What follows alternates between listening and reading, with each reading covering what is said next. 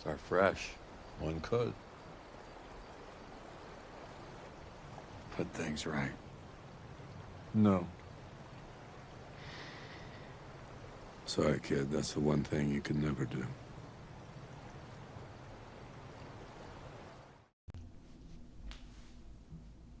Hey everyone, and welcome back to the Checkoff Report. I just wanted to give a quick update of the status of this channel. I know I've been away for nearly a year.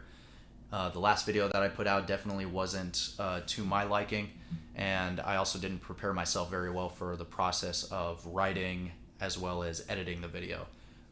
This time around, I definitely have much more of a sustainable way of preparing these videos. So I'm going to do my very best to put these videos out every 2 to 3 weeks, depending on how extensive these analyses are. So if you have any other suggestions, just go ahead and drop them down in the comments below. And without any further waiting, let's go ahead and move on to the next movie, El Camino. El Camino, a Breaking Bad movie, was written and directed by Vince Gilligan. The film serves as the continuation of the series Breaking Bad, and the culmination of the character arc of Jesse Pinkman. The protege of Walter White is now on the run from the law, from Albuquerque and his past. However, in order to truly create a sustainable future for himself, he must first navigate through his tragic past. With many obstacles in his way, including his own PTSD, Pinkman must forge a new path forward for himself if he wants to survive even the night. The stakes are high in the 2019 sequel to Breaking Bad, and Pinkman must use every tool in his arsenal and must stop at nothing to achieve his end. A life beyond his own fears. Before taking a deep dive into El Camino, it's important to first understand where Vince Gilligan acquired his influences before the making of both Breaking Bad and El Camino. So, without further ado, let's start with some background on the creator of Breaking Bad, Vince Gilligan.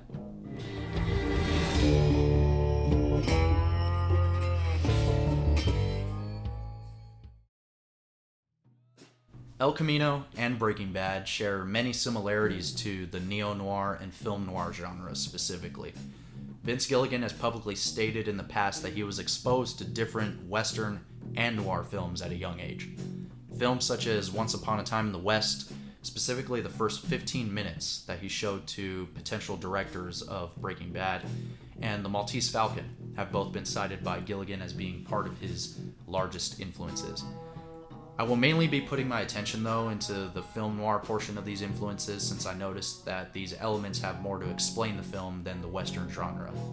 Also, it would be a really long video for me to go over both genres and their subgenres in their entirety, so I thought I would just stick with this theme for now. Maybe a separate video can be made for the Western genre as it pertains to this movie, but we'll see where that goes.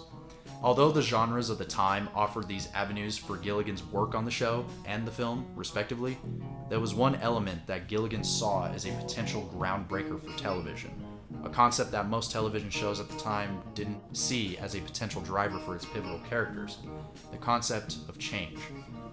In a discussion panel for Series Mania Melbourne, Gilligan referenced a desire to break the mold on the static characters of the time, where he goes on to reference Bart Simpson as an example of this stasis. He's a troublesome kid who just never seems to grow up throughout the over 30-year run of the Simpsons series.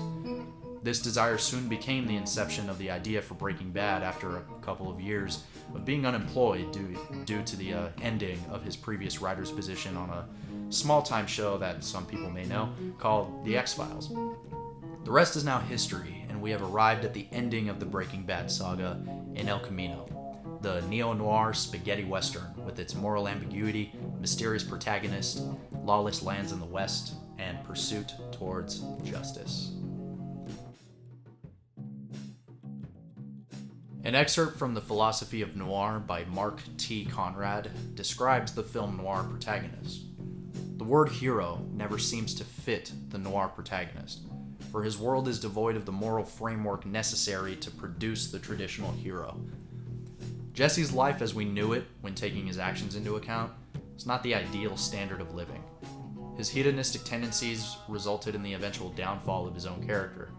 He constantly smoked meth for pleasure and manufactured meth for profit. He did not have a job other than this independent venture, and seemingly had no friends other than his buds Walt, Emilio, and Crazy 8, specifically in the first season. Well, All jokes aside, he shows having true friendships with Skinny Pete, Badger, and Combo, but still shows a reluctance to confide in these friends even at his worst before the events of El Camino. As a result, Jesse falls further into these habits until he loses his girlfriend to a heroin overdose and seeks rehabilitation therapy in the process. Despite these efforts, he often still shows a longing for companionship, a nihilistic worldview, and eventually relapses into meth. This is, in large part, due to his inability to dislodge the hook placed by Walter White until his eventual death at the end of the show. Jesse's failure to escape this life eventually leads to his inevitable capture by a gang of neo-Nazis where he is tortured and enslaved. He trades an internal imprisonment for an external one. Pressing on to the events of El Camino, Jesse is still intertwined in the criminal underworld, but with a plan to escape it. This affirms the existence of an important element of film noir, the presence of crime. The plots for classic noir films such as The Maltese Falcon and Sunset Boulevard feature crime as key plot points. This tended to be the gold standard for classic noir films of the 40s and 50s. The black and white screens of the time are synonymous with the gray morality of the main characters of the time period. They were never completely altruistic, nor were they pure evil. In these films, good and evil are almost interchangeable. Jesse's arc mirrors this philosophy. Although he is attempting to create a peaceful life for himself, the police will not provide a sanctuary for him. He must still act outside of the rule of law since the police are also the ones aiming for his capture.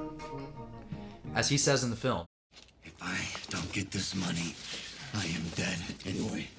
He has no other choice. His venture is life or death for him. And even though he is creating good for himself, he still must commit crime in the form of theft, murder in self-defense, and evasion, nonetheless. Before accomplishing any of this, he must first undergo a mental transformation that leads to uncharacteristic actions. This leads to a discussion related to another element of film noir, death. Yeah, sharing the night. We can bring it the morning, girl, if you want to go that far. From classic noir films to neo-noir films, the struggles of the protagonist are primarily internal. This could also apply to protagonists of classic westerns as well. There is a persistent desire to move on from the past. When comparing these films to El Camino, there seems to be a distinct difference though. In typical noir fashion, the protagonists normally succumb to their impulsive desires, and their efforts to create something better out of those mistakes soon become insufficient in making anything better. The anti-hero falls short, and ends up in a worse position than where they previously were. Vince Gilligan did something different with El Camino. Referring back to Gilligan's Q&A in Melbourne, he was asked by an audience member if he were ever interested in telling a story about a person who goes from bad to good. While expressing his interest in writing a story like this, his answer referenced a notable story, and he cites this story as one of his favorites. A Christmas Carol by Charles Dickens. A classic story that has been told and retold countless times over about Ebenezer Scrooge and his transformation into a warm-hearted man who spreads good tidings to those around him. It was only 2 years after we received this answer when the audience had received El Camino. Gilligan's interest is fulfilled in this feature-length answer to that question. In the spirit of film noir, Gilligan has Jesse Pinkman undergo a profound death, so to speak, in the movie where Jesse has to come to certain realizations involving events and people in his life. This is primarily done through flashbacks with Mike, Jack's gang, Todd, Walt, and finally Jane.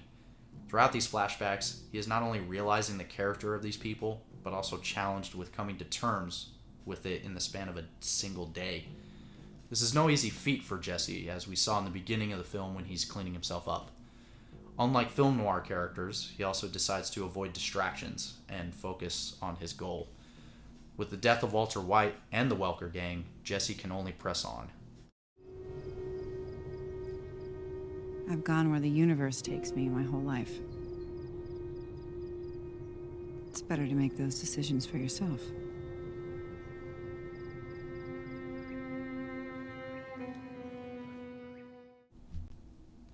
In the well-renowned The Art of Dramatic Writing by the Hungarian author Lajos Egri, He describes fear in the context of playwriting.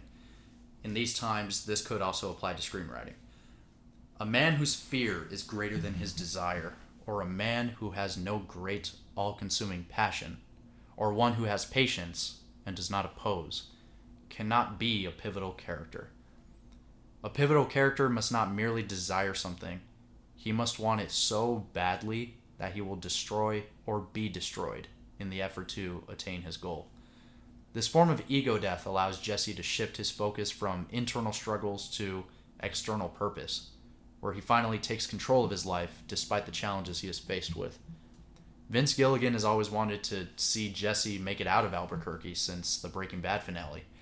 With the completion of this project, the audience had the opportunity to see something different from the typical Breaking Bad story progression. Instead of witnessing a man in pursuit to destroy his own world as he takes control of his life through criminal means, we witnessed a man in pursuit to improve his own world as he takes control of his life through criminal means. It is a story of making peace instead of breaking bad, a story of the long, arduous, but worthwhile road to freedom.